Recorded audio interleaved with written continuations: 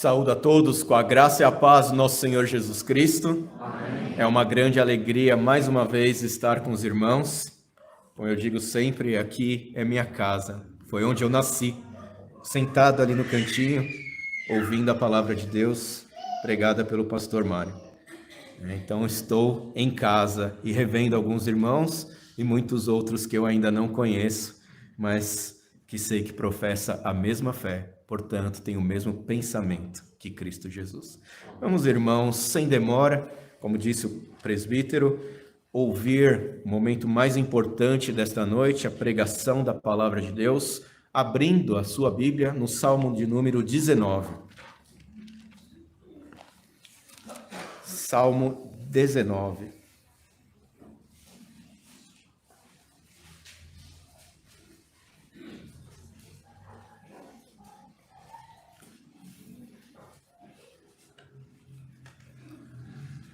Salmo 19 diz assim: ao mestre de canto, Salmo de Davi. Os céus proclamam a glória de Deus e o firmamento anuncia as obras das suas mãos. Um dia discursa outro dia e uma noite revela conhecimento a outra noite. Não há linguagem, nem há palavras e deles não se ouve nenhum som. No entanto, por toda a terra se faz ouvir a sua voz, e as suas palavras até aos confins do mundo. Aí pôs uma tenda para o sol, o qual, como noivo que sai dos seus aposentos, se regozija como herói a percorrer o seu caminho, principia numa extremidade dos céus, e até a outra vai o seu percurso, e nada refoge ao seu calor. A lei do Senhor é perfeita, e restaura a alma. O testemunho do Senhor é fiel e dá sabedoria aos simples. Os preceitos do Senhor são retos e alegram o coração. O mandamento do Senhor é puro e ilumina os olhos. O temor do Senhor é límpido e permanece para sempre. Os juízos do Senhor são verdadeiros e todos igualmente justos. São mais desejáveis do que o ouro, mais do que muito ouro depurado, e são mais doces do que o mel e o destilar dos favos. Além disso, por eles se admoesta o seu servo, em os guardar a grande recompensa. Quem há que possa discernir as próprias faltas? Absolve-me das que me são ocultas. Também da soberba guarda o teu servo, que ela não me domine. Então serei irrepreensível e ficarei livre de grande transgressão. As palavras dos meus lábios e o meditar do meu coração sejam agradáveis na tua presença, Senhor, rocha minha e redentor meu. Oremos mais uma vez. Santíssimo Deus, tu és grandioso, ó Pai, e o teu poder é percebido em todas as coisas. Nós estamos aqui, Senhor, não por causa da nossa própria vontade, não, Senhor, porque há algo de bom em nós, mas porque o Senhor nos escolheu, nos chamou e nos trouxe até este momento. Por isso, Senhor, estamos aqui para aprender da tua palavra. Que o teu Espírito, o nosso professor, aquele que apresenta, aplica e preserva a palavra a nós, venha, Senhor, nos dirigir neste momento, para que sejamos edificados e que possamos crescer, Senhor, espiritualmente, na Tua presença, à vistas dos homens, para que possamos também, por meio da Tua palavra, fazer a Tua vontade e anunciar a Tua glória. É a oração que fazemos no nome santo de Jesus. Amém. Irmãos, eu não sei se vocês já tiveram contato com inteligência artificial. Alguns aí têm a Alexa, outros usam o Google, perguntando ao celular. A IBM tem apresentado bastante coisas com relação à inteligência artificial. Até aquele Museu Catavento, quem tem a oportunidade de levar as crianças vai poder ter um contato imersivo com esse tipo de tecnologia, que se apresenta hoje como algo que trará soluções maravilhosas para a humanidade. Muitas pessoas estão colocando a sua esperança, a sua expectativa expectativas na inteligência artificial como se ela fosse transformar o mundo. Hoje mesmo eu li uma matéria em que os próprios arquitetos estão consultando a inteligência artificial para entender como serão os prédios e as construções do futuro. Então, há muito se falando sobre isso. Mas, irmãos, isso é um paradoxo para a existência humana. E quando nós falamos de paradoxo, é bom a gente definir. E eu fui consultar o Google para saber o que ele diz a respeito de paradoxo. E ele diz o seguinte quando nós consultamos: paradoxo é um pensamento, é uma proposição ou argumento que contraria os princípios básicos e gerais que costumam orientar o pensamento humano. Falando numa linguagem normal, que nós possamos entender, paradoxo é aquilo tudo que nós entendemos como verdade, mas que é loucura para a compreensão humana. Isso é um paradoxo. E o Google, essa ferramenta que nós usamos, é a demonstração de que a humanidade evoluiu sem sair do lugar. É um paradoxo. Ela evoluiu sem, na verdade, mudar. Sem ter alguma alteração. Quem trabalha com tecnologia sabe que nunca tivemos tanta informação útil em nossas mãos, contudo, sem saber o que nós vamos fazer com toda essa informação. Antigamente, nós tínhamos nada. Quando tinha que fazer um trabalho de escola, nós não tínhamos livro em casa. Eram alguns que tinham aquela coleção Barça, né? Quando muito, a gente corria para uma biblioteca, se dedicava ali a procurar os livros para fazer um trabalho. Hoje as crianças têm o Google. E quando você pergunta alguma coisa para elas, eu não sei. E vai saber, mas como? Elas não sabem, eles têm a ferramenta, mas não sabem como usar para adquirir conhecimento. Então, hoje nós vivemos um paradoxo que, quando nós olhamos para essas crianças, nós falamos assim: como pode ter tanto à mão e não saber nada? Ai, se fosse na nossa época. Não é verdade? Não mudaria muito. A verdade é essa. O que isso tem a ver com este salmo? O que isso tem a ver com este salmo? A verdade é que este salmo apresenta 3 paradoxos muito importantes para as nossas vidas. Muito. E nós vamos ver que esses paradoxos serão usados pelos apóstolos mais à frente, principalmente Paulo. Ele vai falar por meio de paradoxos. Jesus Cristo vai se expressar por meio de paradoxos. Esse salmo, então, ele serve como base para muitas coisas. O próprio livro de Romanos que nós lemos, ele é totalmente estruturado em cima do pensamento apresentado por este salmo, o Salmo 19. Paulo, quando vai para Atenas, o centro do conhecimento humano da sua época, ele usa este salmo como referência para pregar a palavra de Deus para aqueles homens. C.S. Lewis, talvez considerado hoje o maior defensor da fé cristã do nosso século, que tem chegado no Brasil e tem se expandido bastante o conhecimento dele ultimamente, considerava este salmo a maior poesia de todas as poesias. Considerava este salmo o maior cântico de todo o mundo. Esse salmo foi responsável por transformar a visão de C.S. Lewis, que era um ateu naturalista, e fazer os seus olhos se levantarem aos céus, além da natureza, para contemplar a glória de Deus sobre toda a criação. E esse é o propósito deste meu sermão hoje. Não que eu faça isso, mas que este salmo possa nos fazer levantar os olhos para o céu e contemplar a glória do Criador. Vamos lá, o primeiro paradoxo que esse salmo nos apresenta é o paradoxo da natureza sobre a vida humana. Vamos dar uma olhada. O paradoxo aqui é que a natureza não possui glória em si mesmo, mas glorifica o seu Criador. Tá? Então veja o Salmo 19, o que ele diz. Os céus proclamam a glória dos Deus, e o firmamento anuncia as obras das suas mãos. Um dia discursa a outro dia, e uma noite revela conhecimento a outra noite. O firmamento e os céus declaram a glória de Deus.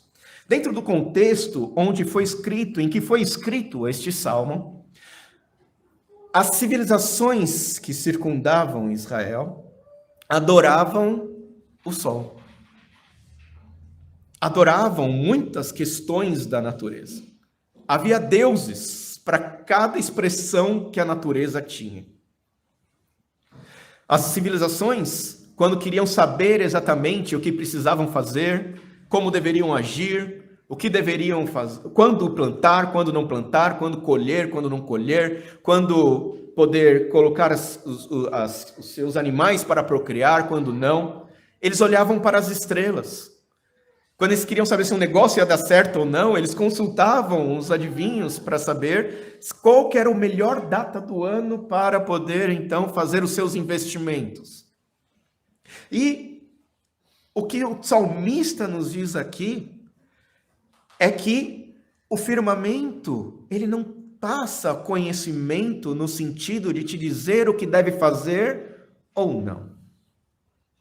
O sol, por mais que você o adore, que você o venere, que você possa olhar para ele e perceber como a vida é dependente da luz do sol, este sol é controlado, guiado, sustentado pela providência divina daquele que o criou.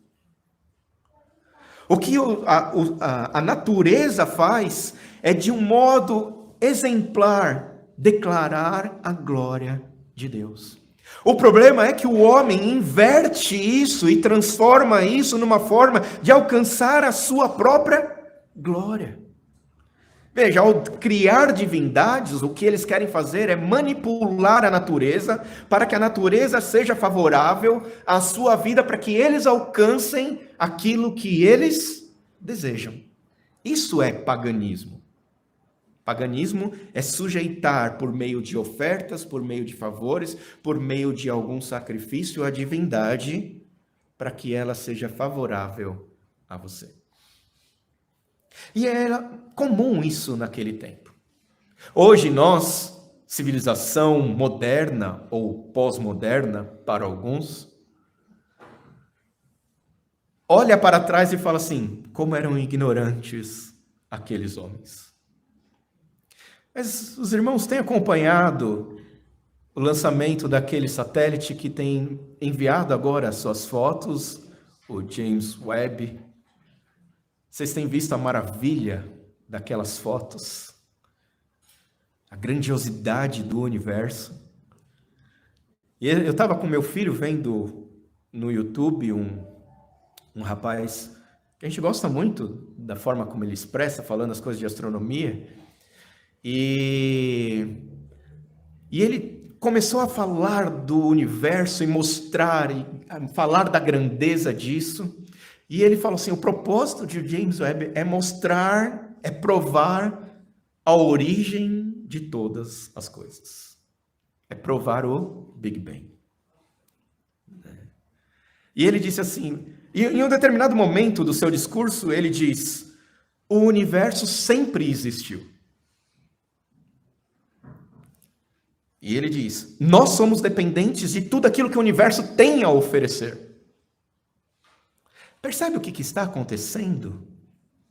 A civilização moderna, evoluída, a evolução que conseguiu olhar onde o olho humano algum chegou, está atribuindo transcendência, onipotência, onisciência, sabedoria ao universo.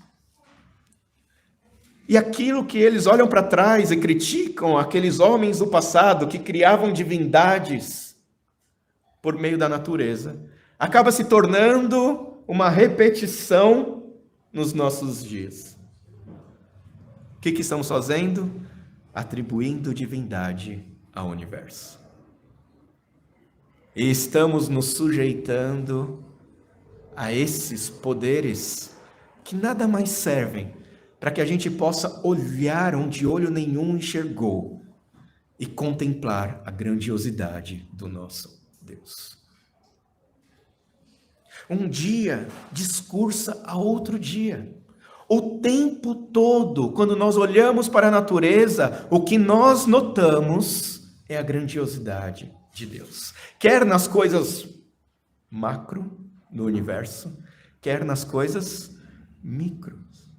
microscópicas. Minha esposa está estudando fonoaudiologia. E a parte da anatomia humana, olhando os ossinhos, de como funciona a captação do som, de como o nosso cérebro transforma esses sons em dados para que a gente possa entender as coisas que estão acontecendo, de como as vibrações funcionam. É maravilhoso. E cada vez que eu vejo ela falando daquilo, ela termina e a gente termina numa doxologia, falando assim, como Deus é maravilhoso. Porque é esse o propósito da natureza. Ao contrário de que muitas vezes a gente pensa que a ciência está contra Deus, a ciência coopera com Deus. Na verdade, foi Deus que chamou Adão e falou assim, Adão, vai dar nome aos animais. Adão, vai ser um cientista. Porque você tem que governar sobre a criação. Para mostrar e contemplar aquilo tudo que eu fiz para a humanidade. A bondade de Deus expressa por meio de tudo aquilo que Ele criou e nos entregou para que pudéssemos ser a sua imagem. E os homens estão criando as suas próprias imagens para representar as suas divindades. E o James Webb se torna hoje o maior ídolo de toda a ciência.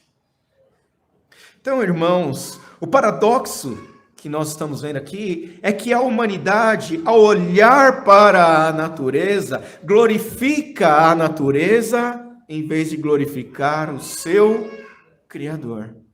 Perdem de vista aquele que nos deu todas as coisas para glorificar aquele que dá somente aquilo que Deus permite. E se inclina diante de uma sabedoria nula, a sua própria sabedoria, buscando entender alguma coisa que só pode vir por meio do próprio Criador, que é a sabedoria. Irmãos, essa natureza, ela também fala de um modo silencioso. O silêncio grita.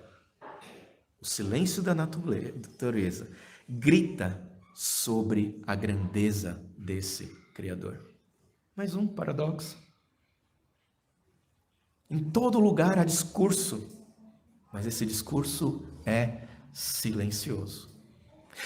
E é normal a gente fazer um certo tipo de confusão, porque, irmãos, veja só, em toda a Escritura a Bíblia diz que é bom ter filhos. Filhos é a herança do Senhor, né? São aljavas, são as flechas na mão do guerreiro. Eu entendo, né, que Deus tem um propósito para ter filhos. Alguns podem ter muitos e não querem. Outros não querem e não conseguem ter. Mas Deus há um propósito em todas essas coisas. Só que não é um lugar nenhum nas Escrituras dizendo para que nós não tenhamos filhos. Mas ao olhar a maldade neste mundo, é natural que a gente diga o quê? Não vou ter filhos. Porque nós estamos levando de maneira inconsciente que Deus não está sendo soberano sobre a minha casa. Mas a maldade que está fora deste mundo é soberana sobre as coisas que acontecem na minha vida. Sem querer, nós diminuímos Deus. Tem pessoas que cuidam mais do seu cachorro, preferem um cachorro do que um filho. Porque estão trocando aquilo que Deus fala por aquilo que eles pensam. E hoje, cada vez menos se tem filhos. Crentes, cada vez menos, tendo menos filhos. Eu sei que a gente critica pessoas que têm 4, 5 filhos. Mas nós não vemos Deus desamparar as pessoas que têm 4, 5 filhos. Porque não está na nossa capacidade financeira sustentar os filhos. Está na providência de Deus cuidar de nós. E aí está o paradoxo. A gente começa a inverter as coisas, porque a gente acha que as coisas são de determinada maneira, e influenciada pelos acontecimentos ao nosso redor, nós achamos então que nós devemos agir de uma determinada forma. E em vez de confiar na soberania e na providência de Deus, nós confiamos em nós mesmos, na nossa sabedoria, no nosso conhecimento, no senso comum que está ao nosso redor.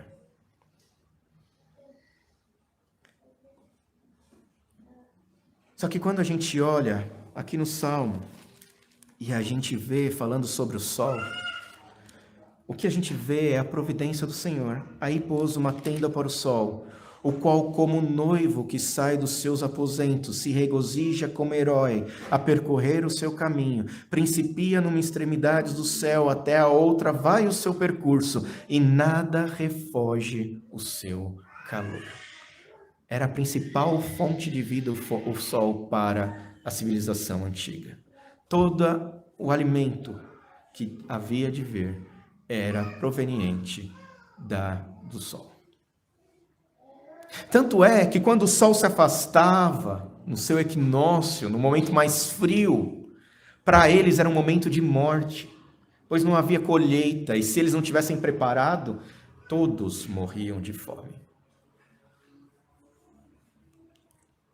O sol é a demonstração de que Deus cuida de todas as coisas. E eles sabiam que era necessário que todas as coisas morressem para que a terra voltasse a dar seus frutos. Era necessário que tudo voltasse a produzir novamente. E aí o homem, em vez de olhar a providência de Deus, olha para este mundo e acaba invertendo todas as coisas. Nós, como parte desta revelação que está na natureza, devemos também fazer o mesmo que a natureza faz. E não, pelo contrário, nos inclinar à natureza como se a criação estivesse domínio sobre nós. Nós que temos domínio sobre a criação. O que a natureza faz que eu tenho que fazer? A natureza, ela anuncia um Deus que é superior a ela, que existia antes de todas as coisas existirem. No princípio, criou Deus os céus e a terra. A natureza anuncia o poder de Deus, que fez essas coisas maravilhosas, macros e micros. Anuncia a sabedoria de Deus, nos mínimos detalhes de como as coisas funcionam. Anuncia a presença do Senhor, cuidando e sustentando. Nós, como crentes, devemos fazer parte dessa revelação que está na natureza. Devemos também fazer o mesmo, anunciar a transcendência, a onipotência, a onisciência, a onipresença, vivendo segundo as Escrituras, porque é ela que nos mostra essa verdade. E aí vem o outro paradoxo. Qual que é o segundo paradoxo? Do versículo 7 ao 11. O paradoxo da palavra de Deus sobre a vida humana. Olha que interessante como ele começa essa parte. Versículo 7. A lei do Senhor é perfeita e restaura a alma. O que a Bíblia está nos dizendo? Que a nossa alma precisa ser restaurada. Essa idolatria, essa confusão que nós fazemos muitas vezes em deixar de reconhecer a transcendência e o poder e a grandiosidade do nosso Deus, nada mais é decorrente de uma alma que está morta, está quebrada. Ela precisa ser restaurada. E quem é que vai restaurar? A palavra de Deus. Quem é que nos diz que no princípio criou Deus todas as coisas? Como saberíamos isso se Deus não tivesse revelado isso? Logo, a palavra de Deus é uma enorme expressão do amor de Deus para com a humanidade caída. Porque sem ela, nós não teríamos como conhecer a Deus. Por mais que a natureza grite quem é Deus, nós não teríamos ouvidos para ouvir quem é Deus, se a palavra não dissesse isso.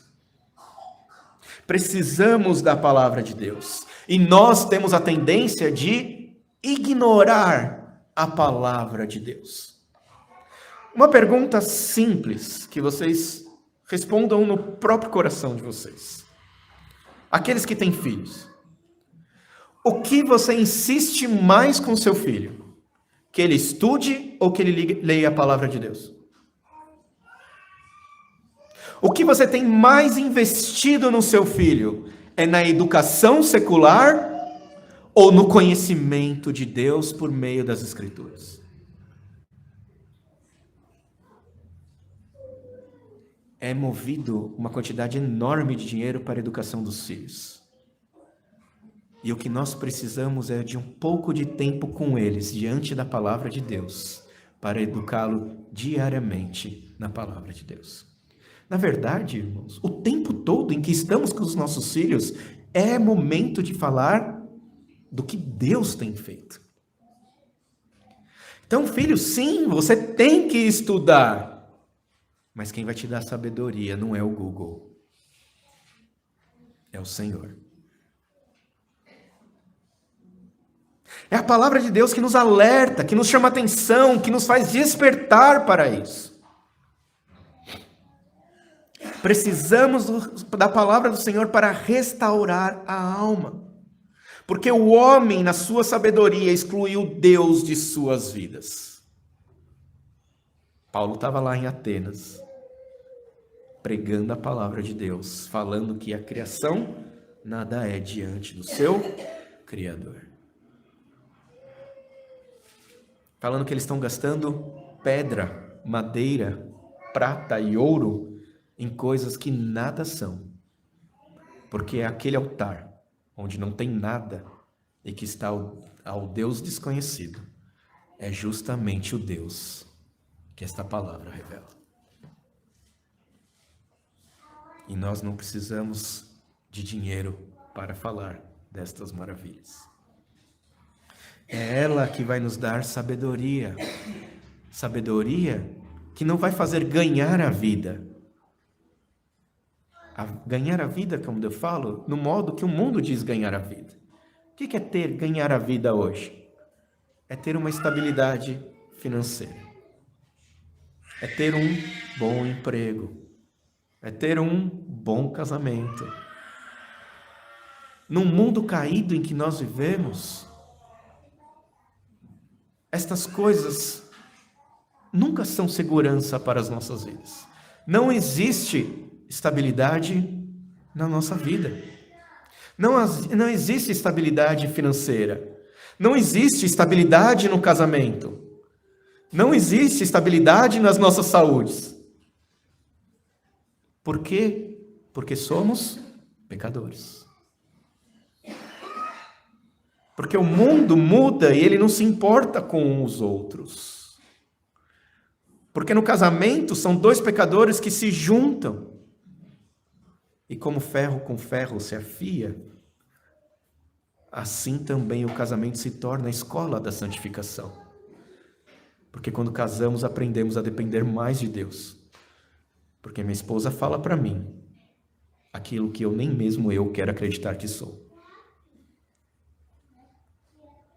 E nisso então eu dobro meu joelho. Senhor, miserável homem que sou. É a palavra então que me mostra que tudo aquilo que eu quero fazer de bem, que certo, eu não faço. E tudo aquilo que é errado, que eu não quero fazer, este sim, eu faço. E então ela nos fala o quê? Graças a Deus por Cristo Jesus. Que por meio dele nós temos a vida eterna. Então não é ganhar a vida nesta vida, é ganhar uma vida além da vida. E nós, então, na nossa ignorância e sabedoria humana, reduzimos Deus grandioso, que tem algo grandioso para a humanidade, em um Deus minúsculo, para satisfazer as nossas próprias vontades. Sabe por que a natureza glorifica o seu Criador? Porque a natureza cumpre o propósito para o qual ela foi criada. Um cachorrinho, ele é fiel ao seu dono porque é o propósito de Deus na criação do cachorro. As árvores dão seus frutos nas estações porque é propósito de Deus para aquela árvore que dê seus frutos na criação. O sol nasce, se põe todos os dias, porque é propósito de Deus na criação do sol que o sol faça. A natureza, a criação faz a vontade de Deus, mas o homem quebrado, que precisa de restauração, só se importa em fazer a sua própria vontade, o seu próprio querer. Precisamos da palavra do Senhor para restaurar a nossa visão. Os preceitos do Senhor são retos e trazem alegria para o coração. O mandamento do Senhor é puro e ilumina os olhos. Nós estamos procurando alegria neste mundo, mas a alegria que verdadeiramente aquece o coração está na palavra do Senhor. São esses mandamentos, são os testemunhos que as Escrituras dão, que faz com que no meio da angústia e do desespero que muitas vezes recai sobre as nossas vidas, eu possa olhar para o passado e confiar no Senhor, por que Ele falou, pelo que Ele fez e por quem Ele é. E que eu possa olhar para o presente, para o futuro e saber que mesmo que eu perca família, bem e prazer, o Senhor é o meu pastor. É Ele que vai me conduzir e que vai me levar até a eternidade. É a palavra de Deus que vai abrir os nossos olhos para que eu possa olhar para este mundo e não ser mais iludido por este mundo, adorando a criação no lugar do Criador. É ela que, enchendo o meu coração, dá munição para que o Espírito Santo possa trabalhar na minha vida e me edificar em Cristo Jesus. Mostrar que eu careço do Senhor, mostrar que eu, sem a palavra de Deus, estou perdido. Mostrar qual que é o fim daqueles que adoram a criação, para que eu possa olhar para os céus e glorificar ao Senhor. A palavra de Deus nos diz que apenas Deus conhece as coisas como elas são de verdade. Porque Ele é o Criador.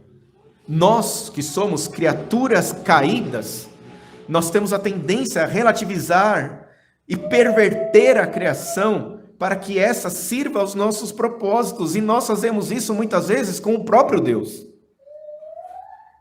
Nós vamos à casa do Senhor, não porque Ele é Deus, mas porque se eu for, eu serei abençoado. Eu dou o meu dízimo, não porque tudo o que eu tenho vem do Senhor, mas porque se eu der, eu serei abençoado. Olha como eu estou manipulando e trazendo o paganismo para dentro da igreja, que ofertava para receber. Nós ofertamos Nós fazemos porque recebemos. Nós cultuamos porque tivemos os nossos olhos abertos. Nós cultuamos e adoramos porque Deus restaurou a nossa alma. Nós ofertamos e dizimamos porque todas as coisas que nós temos vêm do Senhor. E nós sabemos que, apesar de achar que aquilo vai fazer falta, nós sabemos que quem providencia todas as coisas para nós é o Senhor.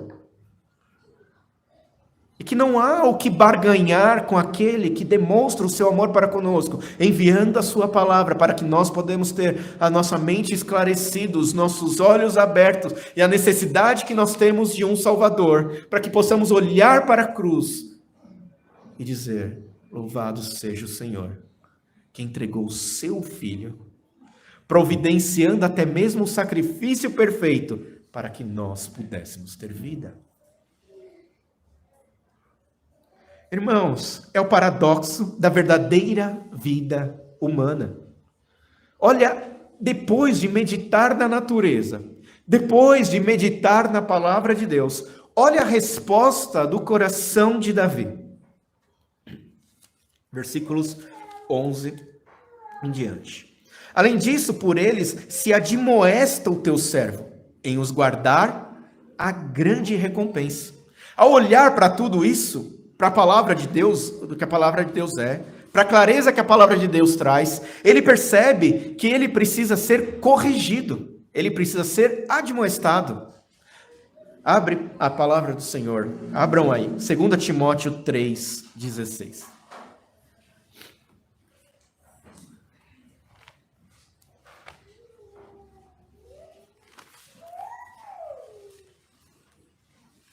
Eu sei que vocês conhecem, muitos conhecem esta passagem de cor.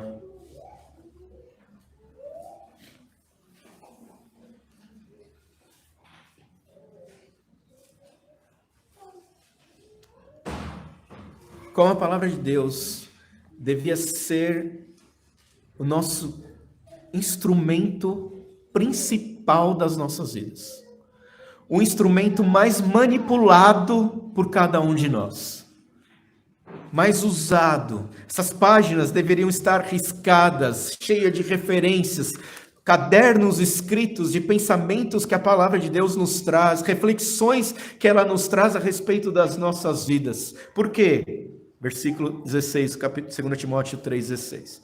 Toda a escritura é inspirada por Deus. É o próprio Deus que falou. A palavra aqui é Theos Pneustos, significa que é Deus soprando, Deus, é o Espírito de Deus falando, trazendo, aplicando essas palavras, guardando, preservando tudo que está escrito aqui.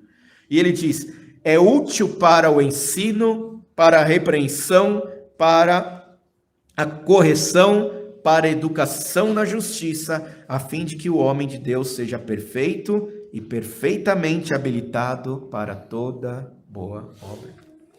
Depois de meditar no que a palavra de Deus é, Davi percebe que ele precisa ser admoestado. E aqui vem uma questão muito importante com relação às nossas vidas hoje. Nós somos uma geração que não gosta de disciplina. Nós somos uma geração que não gostamos de ser disciplinado. Se alguém fala assim, eu vou te levar para o conselho, a pessoa fala, não fala nada para ninguém. Como se o conselho fosse colocar vocês na cruz e descer o chicote em vocês. Irmãos, o conselho está lá para instruir, para abrir a palavra de Deus, para corrigir, para educar, para ensinar as nossas vidas, para que sejamos perfeitos. Não conforme aquilo que eles pensam a respeito do que é a vida, mas conforme o que a Bíblia diz a respeito do que é a vida. Precisamos ser admoestados. Ou não há pecado em vocês? Eu escuto João falando. Se você disser que não há pecado, mentiroso és. O que é melhor? Ser disciplinado para a correção ou permanecer no erro? Por que o conselho traz tanto medo para nós?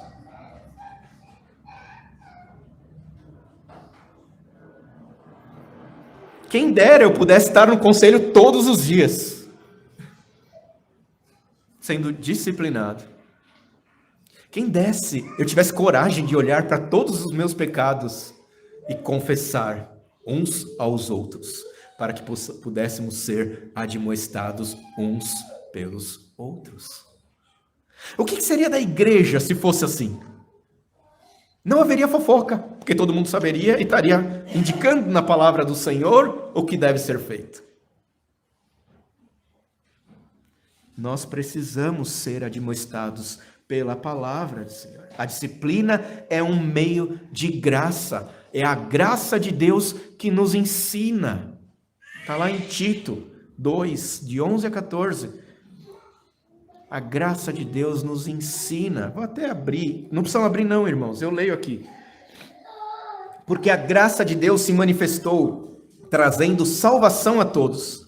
Ela nos educa para que, renegadas a impiedade e as paixões mundanas, vivamos neste mundo de forma sensata, justa e piedosa, aguardando a bendita esperança e a manifestação da glória do nosso grande Deus e Salvador, Jesus Cristo, o nosso Senhor. É a graça que faz com que a gente viva de modo diferente nesta vida e que nós não coloquemos mais a esperança nas coisas deste mundo, mas aguardemos ao Jesus Cristo, o nosso Salvador. Davi sabia que ele precisava de um Redentor. Ele termina o Salmo falando sobre este Redentor. Porque ele olhava para os seus pecados, olhava para a palavra de Deus e via que se dependesse dele, ele estava perdido. Nós também precisamos desta palavra. Precisamos dela para que ela nos mostre a verdade, para que possamos pedir perdão e não desculpas. Qual que é a diferença entre um e outro?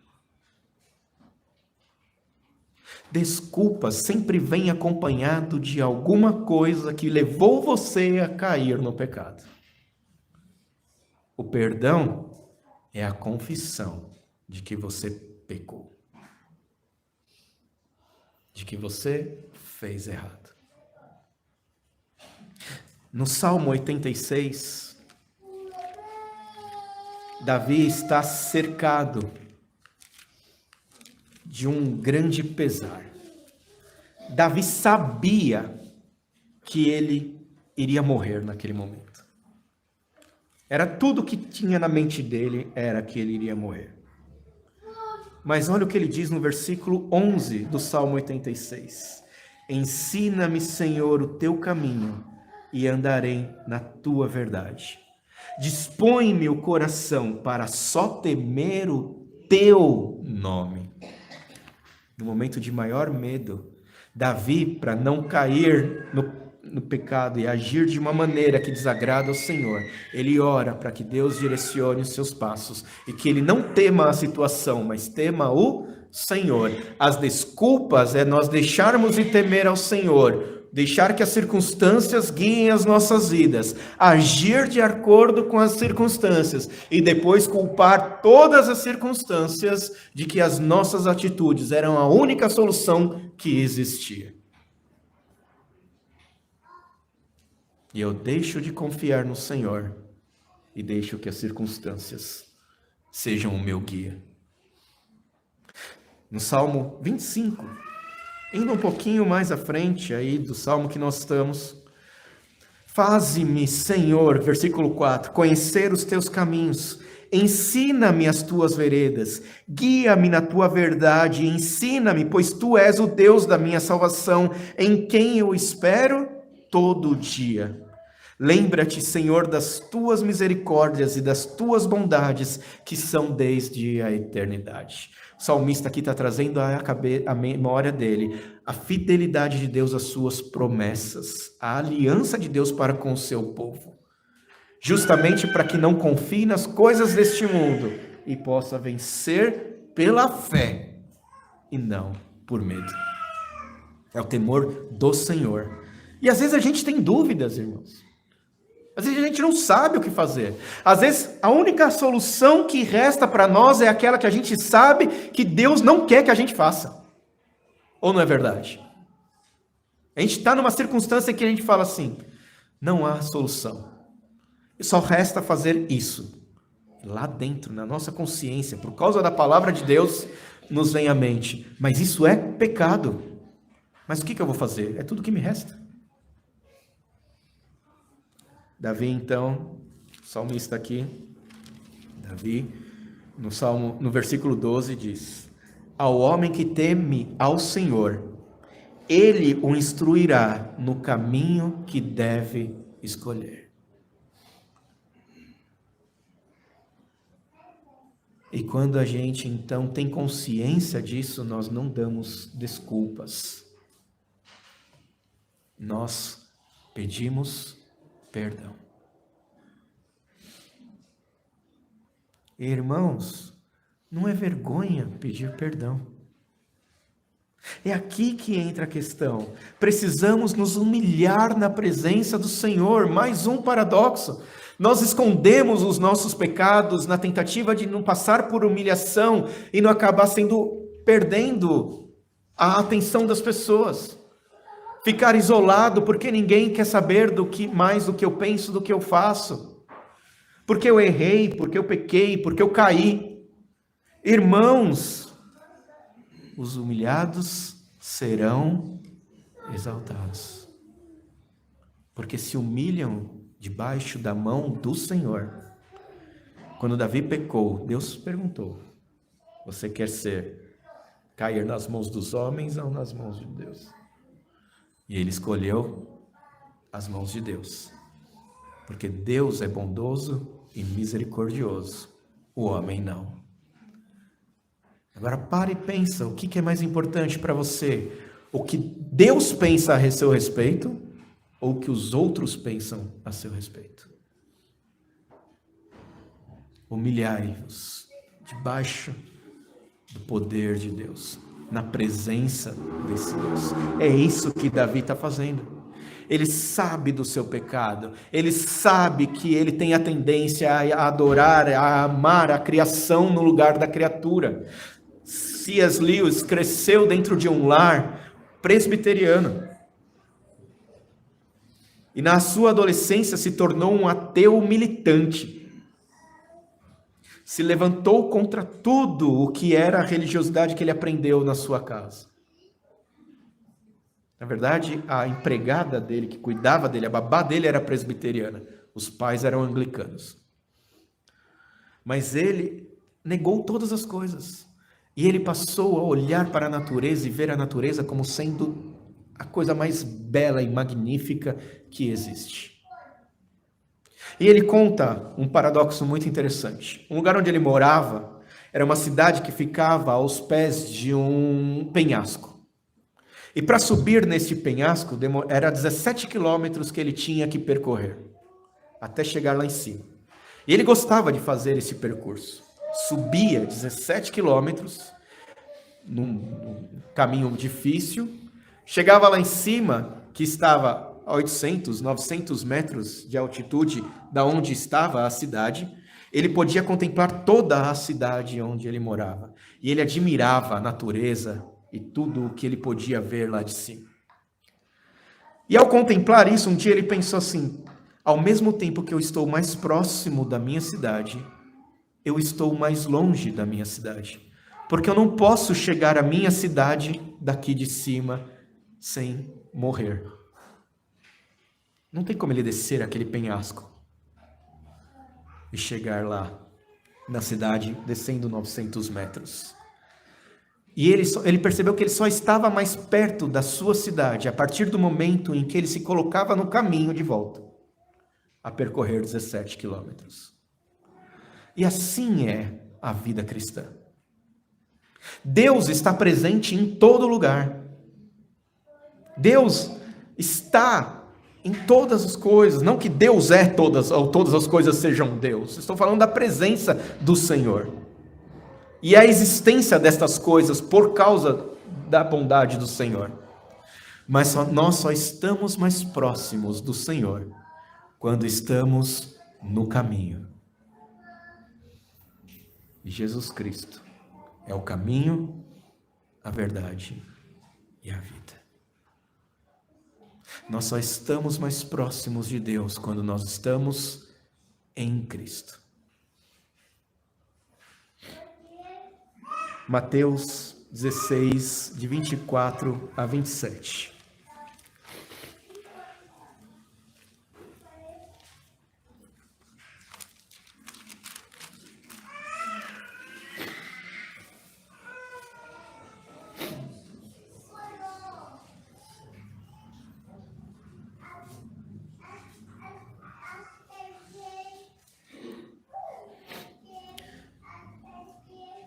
Então disse Jesus a seus discípulos: se alguém quer vir após mim, a si mesmo se negue, tome a sua cruz e siga-me. Porquanto, quem quiser salvar a sua vida, perdê-la-á. E quem perder a vida por minha causa, achá-la-á. Pois que aproveita o homem se ganhar o mundo inteiro e perder a sua alma? Ou que dará o homem em troca da sua alma? Porque o Filho do Homem, Mateus 16, do 24 ao 27.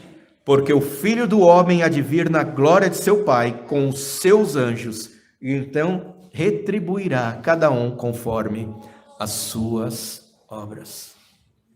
Eu não sei o que você tem feito da sua vida. Eu não sei ao que, em que você tem se dedicado.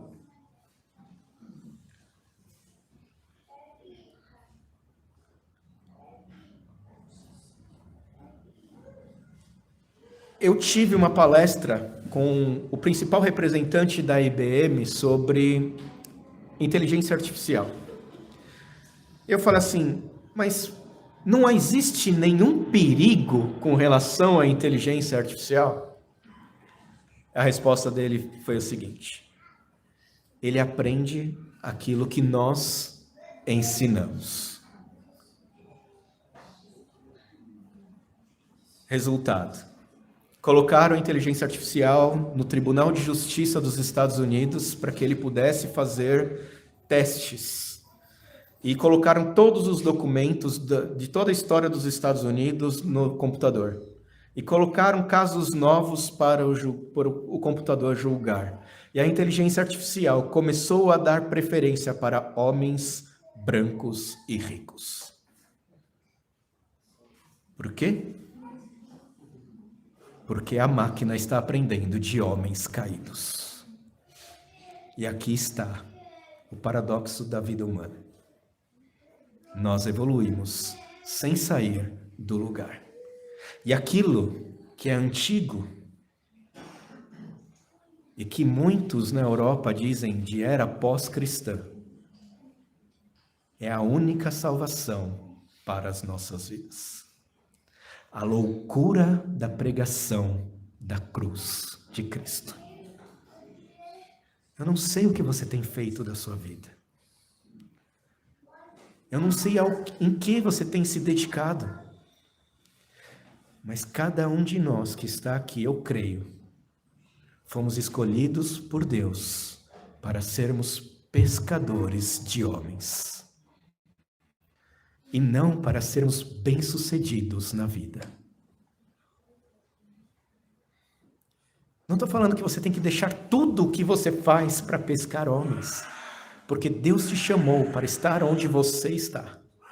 Se você está na escola, criança, você está lá para anunciar a glória do seu Criador. Se você está na faculdade, você está para adquirir conhecimento, para anunciar a glória do seu Criador. Se você está trabalhando, você está lá para anunciar a glória do seu Criador. Tudo na sua vida deve anunciar a glória do seu Criador. E chamar as pessoas que estão mortas nos seus delitos e pecados para conhecer a Jesus Cristo e vir adorar a Deus na beleza da glória do nosso Criador. Fomos chamados para anunciar isso. Então a pergunta é: quando é que nós glorificamos o nosso Criador? quando da mesma forma que a natureza, quando cumpre o propósito para o qual foi criada, nós também vivemos. No propósito para o qual nós fomos chamados. Na linguagem de Pedro, com o propósito para o qual nós fomos regenerados. Nós somos recriados.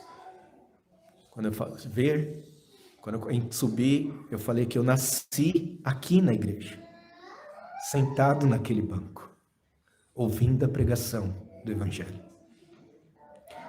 O Arthur, que existia antes, morreu naquele dia, para que Cristo viva através de mim. Quando nós cumprimos a vontade do Senhor, quando Cristo vive através de nós. Eu ainda tenho muito do miserável a morrer, mas Deus trabalha na minha vida como trabalha na vida dos irmãos. Que possamos com este salmo aprender que a natureza não é para ser conquistada para o nosso benefício, para nos inclinarmos diante da sabedoria humana que não nos leva a lugar algum. Mas ela anuncia a glória de Deus e nós precisamos da sua palavra para que ela, habitando em nós, seja um instrumento do Espírito Santo para que vivamos para a glória do Senhor. É assim que o salmista termina, glorificando o seu Criador. Assim seja a nossa vida. Amém?